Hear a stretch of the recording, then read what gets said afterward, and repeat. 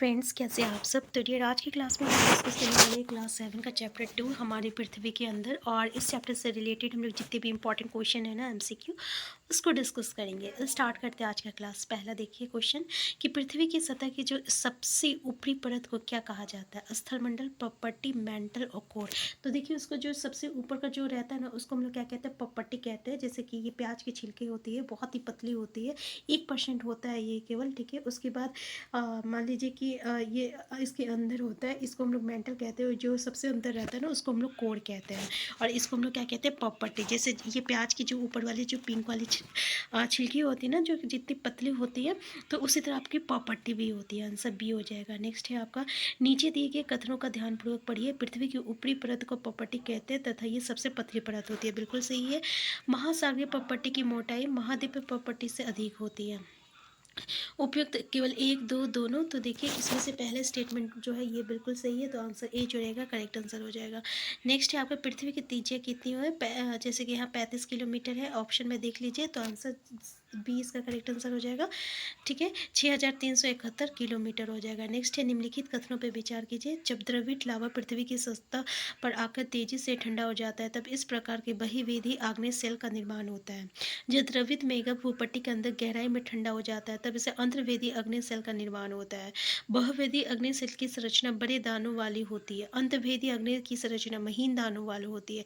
उपरोक्त में से कौन सी कथन सही है। तो यहाँ पे देखिए, महीन दानों बड़े दाना का जिक्र एनसीईआरटी में कहीं भी नहीं किया गया है।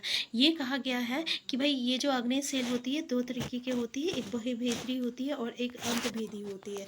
इसको हम लोग इग्नियस रॉक कहते हैं। क्या कहते हैं, इग्नियस रॉक कहते हैं। ये जो इग्नियस रॉक होता है दो तरह का होता है। बहिर्वेदी मतलब होता है एक्सटर्नल रॉक्स, कहते हैं एक्सटर्नल इग्नियस रॉक्स कहेंगे इसको, ठीक है। बहिर्वेदी को एक्सटर्नल इग्नियस रॉक्स कहते हैं। और जो अंतभेदी होता है ना, इसको हम लोग क्या कहते हैं, इंटरनल इग्नियस रॉक कहते हैं। देखिए ये जो इग्नियस रॉक क्या होता है ना, जब वो लावा कहते हैं ना, जब मतलब कि जब ज्वालामुखी फटता है, तो ये जो जो लावा होता है, जिसको इंग्लिश में हम लोग मैग्मा भी कहते हैं, ये बाहर की ओर आ जाता है। पूरा गर्म रहता है, एकदम गर्म रहता है। और जैसे ये बाहर के आके पूरा ज़मीन पे फैल जाता है, तो ये धीरे धीरे ठंडा होने लगता है। और जो ठंडा हो जाता है, तब इसी को ठंडा होने के बाद ये बहिर्वेदी अग्नेय यानी एक्सटर्नल इग्नियस रॉक बन जाता है, ठीक है। तो ये बताया गया है एनसीईआरटी में। यहाँ पे महीनदाना और बड़े दाना का जिक्र नहीं की गई है। लेकिन कुछ मैग्मा, कुछ लावा जो रहता है ना, वो ज़मीन के अंदर ही रह जाता है, वो बाहर नहीं निकल पाता है। तो वो जब ठंडा होता है ना, तो वो जो है अंतभेदी अग्नि सेल बनाता है, जिसको हम लोग इंटरनल इग्नियस रॉक कहते हैं, ठीक है। तो यहाँ पे इसके हिसाब से आंसर सी जो रहेगा ये करेक्ट आंसर हो जाएगा। नेक्स्ट है, महाद्वीपीय द्रव्यमान पर पपट्टी की मोटाई लगभग कितना होता है। 35 किलोमीटर, 5 किलोमीटर, 20 किलोमीटर, 40 किलोमीटर। याद रखिएगा 35 किलोमीटर रहता है। नेक्स्ट है आपका कि निम्नलिखित में से कौन सी अवसादी चट्टानों सैलों की विशेषता। अवसादी सैलों का निर्माण विभिन्न प्रकार के सैल अवसादों के निक्षेपण के द्वारा होता है। इन सैलों में जीवाश्म होने की कोई संभावना नहीं होती। ये सैलें अपेक्षाकृत कम कठोर होती है। कौन कौन सा स्टेटमेंट सही है। तो देखिए इसमें जो पहला स्टेटमेंट और दूसरा ये बिल्कुल देखिए, यहाँ पे अवसाद क्या होता है। अवसाद जैसे जो बड़ी बड़ी चट्टानें होती है ना, जब ये एक दूसरे से मतलब जैसे हवा से ये पानी से टकराता है, तो वो धीरे धीरे टूटने लगता है। या जब पत्थर पत्थर टकराता है, तो वो धीरे धीरे टूटने लगता है, और वो जो रहता है एक जगह जाके जमा हो जाता है। इसको हम लोग अवसाद कहते हैं। और जब ये बहुत वक्त हो जाता है, ये एक के नीचे एक के नीचे एक के नीचे दबता जाता है, वहाँ पे जो रहता है कोरल्स भी रहता है। कोरल्स कहते हैं जो आपका मतलब कि जो जीवाश्म्स होता है, पेड़ पौधे, छोटे छोटे कीड़े मकोड़े, ठीक है ना, इसको कॉरल्स कहते हैं। छोटा जिसको हम लोग क्या कहते हैं, जीवाश्म होता है, तो वो भी दबा हुआ रहता है उसके बीच, वो भी दब जाता है उनके बीच।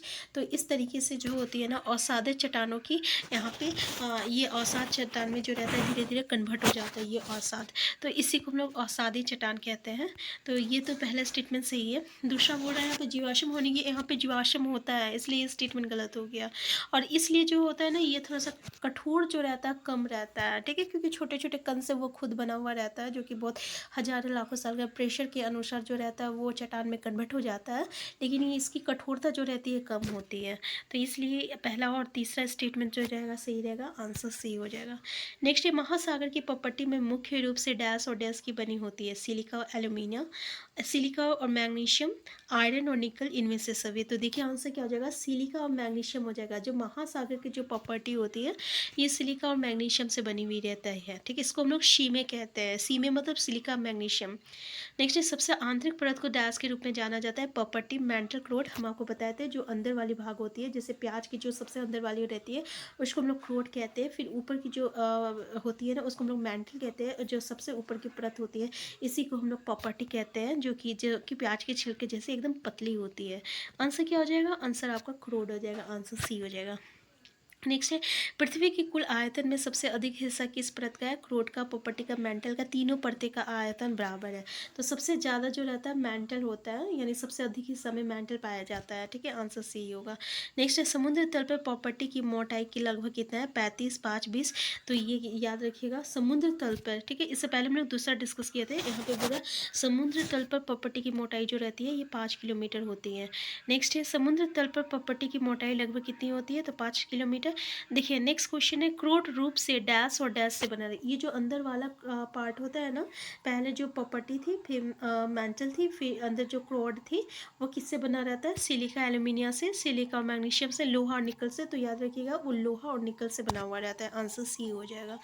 नेक्स्ट है निम्नलिखित कथनों में से कौन सा कथन सत्य है, पहला महाद्वीपीय प्रॉपर्टी सिलिका एंड एल्यूमिनियम जैसे खनिजों से बननी है, दूसरा बुरा महासागरीय प्रॉपर्टी सिलिका एंड आयरन से बनी है, तीसरा पूरा पृथ्वी की सतह प्रॉपर्टी के नीचे मेंटल होता है, और पृथ्वी की सबसे आंतरिक परत को क्रोड कहते हैं। इसमें बोल रहा है जो कि मुख्यतः निकल एवं लोहा से बनी हुई रहती है। कौन सा कथन असत्य है, तो ये जो दूसरा बोल रहा है कि सिलिका और आयरन से, सिलिका आयरन से नहीं बना हुआ रहता है, तो आंसर बी जो रहेगा ये इसका करेक्ट आंसर हो जाएगा।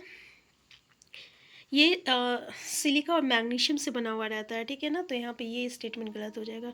नेक्स्ट है जब द्रविड में एक बार ठंडा होकर ठोस हो जाता है तब इस प्रकार बने सेल को क्या कहते हैं, केंद्रित सेल और शादी सेल।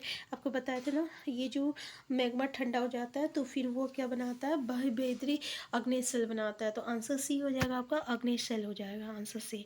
नेक्स्ट है महाद्वीपीय द्रव्यमान के मुख्य खनिज घटक डैश और डैश है, सिलिका और एल्यूमिनियम, सिलिका और मैग्नीशियम, आयरन और निकल। तो याद रखिएगा सिलिका और एल्यूमिनियम है, एल्यूमिना है, ठीक है, इसको हम लोग सिलिका और एल्यूमिना, ठीक है। तो महाद्वीपीय द्रव्यमान याद रखिएगा। नेक्स्ट है भूपट्टी के ठीक नीचे से मेंटल कितनी गहराई तक फैला है, 35 किलोमीटर, 35 किलोमीटर, 29 किलोमीटर, याद रखिएगा 29 किलोमीटर तक फैला हुआ है।